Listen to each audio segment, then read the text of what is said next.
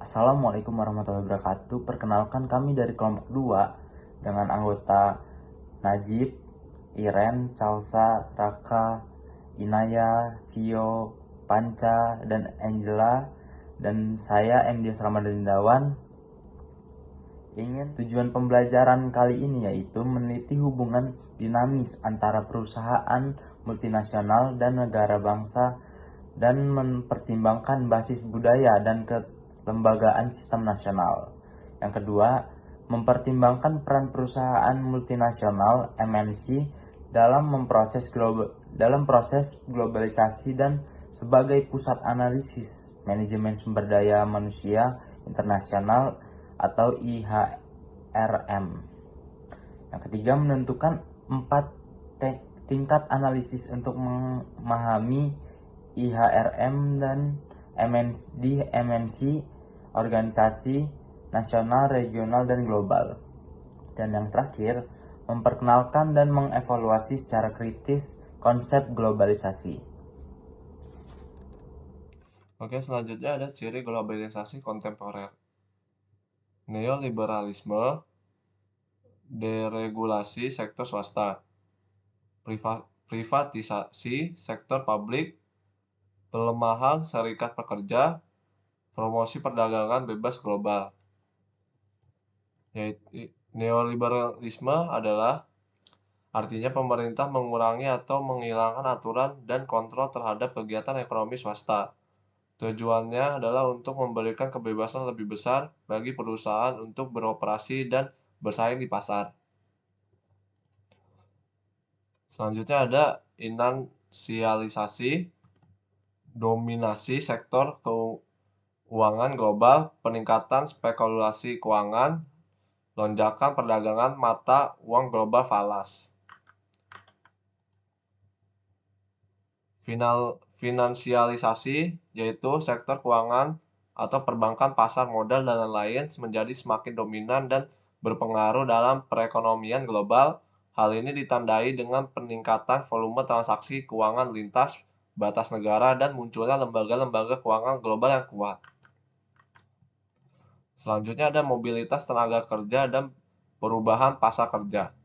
Peningkatan migrasi internasional untuk pekerjaan, tren feminisasi tenaga kerja, ketidakstabilan sistem ketenaga kerjaan.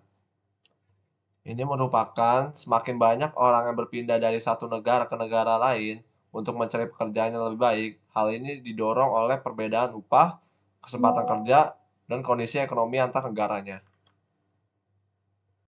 Ciri globalisasi kontemporer. Yang pertama ada neoliberalisme, deregulasi sektor swasta, privatisasi sektor publik, pelemahan serikat pekerja, promosi perdagangan bebas global. Yang kedua ada finansialisasi, dominasi sektor keuangan global, peningkatan spekulasi keuangan, lonjakan perdagangan mata uang global atau falas. Yang ketiga ada mobilitas tenaga kerja dan perubahan pasar kerja, peningkatan migrasi internasional untuk pekerjaan, tren feminisasi tenaga kerja, ketidakstabilan sistem ketenaga kerjaan.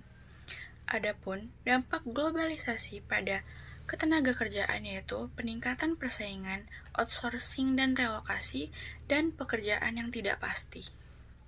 Selanjutnya ada sifat globalisasi kontemporer. Globalisasi sejak 1980-an didominasi oleh kapitalisme neoliberal dan finansialisasi. Terus yang kedua ada Amerika Serikat sebagai aktor utama, sementara negara berkembang sering dirugikan. Yang ketiga ada dampak globalisasi pada ketenaga kerjaan, peningkatan persaingan, outsourcing, dan relokasi pekerjaan tidak pasti. Selanjutnya ada memperdebatkan globalisasi. Teori globalisasi kuat berpendapat bahwa dunia bergerak menuju ekonomi global yang terintegrasi, di mana ekonomi nasional menjadi kurang relevan dan perusahaan transnasional (TNC) mengendalikan pasar. Kritik sejarah menunjukkan bahwa perdagangan dan investasi global sudah ada sebelum Perang Dunia I, bahkan dengan keterbukaan ekonomi yang lebih tinggi. Selain itu, aliran modal dan tenaga kerja masih dipengaruhi oleh hubungan ekonomi tradisional, dengan negara maju tetap mendominasi. Selanjutnya yaitu globalisasi dan MNCs atau Multinational Corporation. Globalisasi telah meningkatkan pengaruh perusahaan multinasional dalam ekonomi internasional. Perusahaan-perusahaan ini tuh berkontribusi terhadap pertumbuhan ekonomi, penciptaan lapangan kerja, dan peningkatan kesejahteraan, terutama di negara-negara berkembang. Namun MNCs juga itu dikritik karena menurunkan standar tenaga kerja dan meningkatkan polusi, terutama di negara-negara dengan regulasi lemah.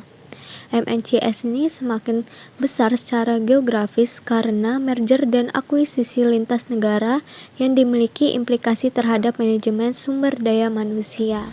Oke, selanjutnya ada dampak MNCs terhadap sumber daya manusia. Yang pertama ada munculnya manajer internasional yang fleksibel dengan keterampilan lintas budaya, di mana menunjukkan bahwa perusahaan multinasional atau MNCs mendorong lahirnya manajer yang mampu beradaptasi dengan berbagai budaya di dunia kerja global.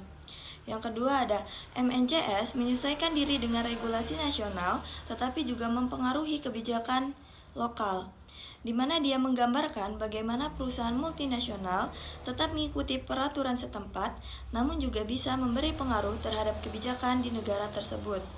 Dan yang terakhir ada mengintegrasikan operasi di berbagai negara dengan budaya dan regulasi yang berbeda.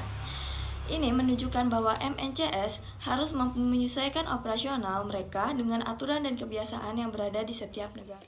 Materi selanjutnya adalah perusahaan multinasional, negara, dan dampak nasional.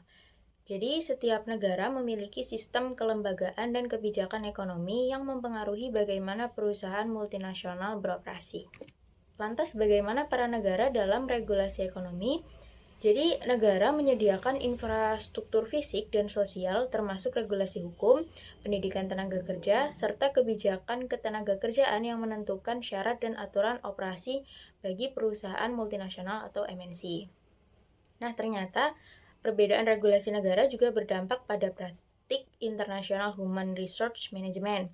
Seperti contoh, di Eropa terdapat regulasi ketat dalam perekrutan, pemecatan, dan hak pekerja. Sedangkan di Amerika Serikat, perusahaan memiliki lebih banyak fleksibilitas dalam pengambilan keputusan strategis terkait tenaga kerja.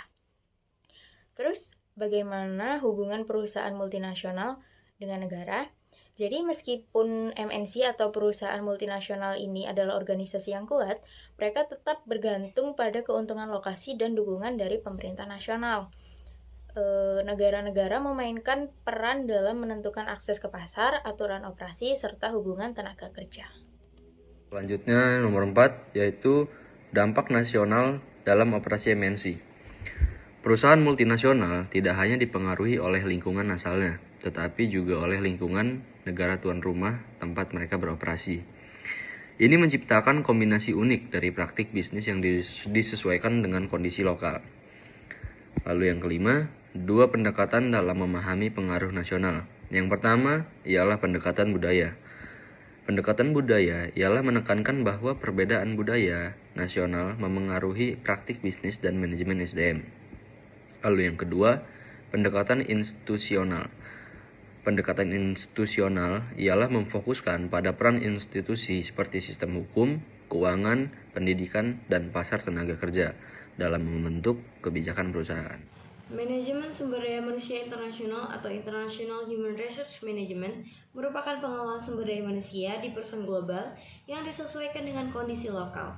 International Human Resource Management dipengaruhi oleh perbedaan budaya, sistem hukum, ekonomi, geografis, kendala bahasa, dan dinamika pasar tenaga kerja. Tantangan yang dihadapi meliputi pengelolaan tim multikultural, kepatuhan kepada regulasi lokal, peningkatan keterampilan global, serta koordinasi lintas zona waktu. Selain itu, konsep virtualisasi dan globalisasi mendorong perusahaan mengadopsi strategi inovatif seperti outsourcing human resource untuk mengintegrasikan praktik manajemen adaptif yang meningkatkan kinerja daya saing di pasar internasional.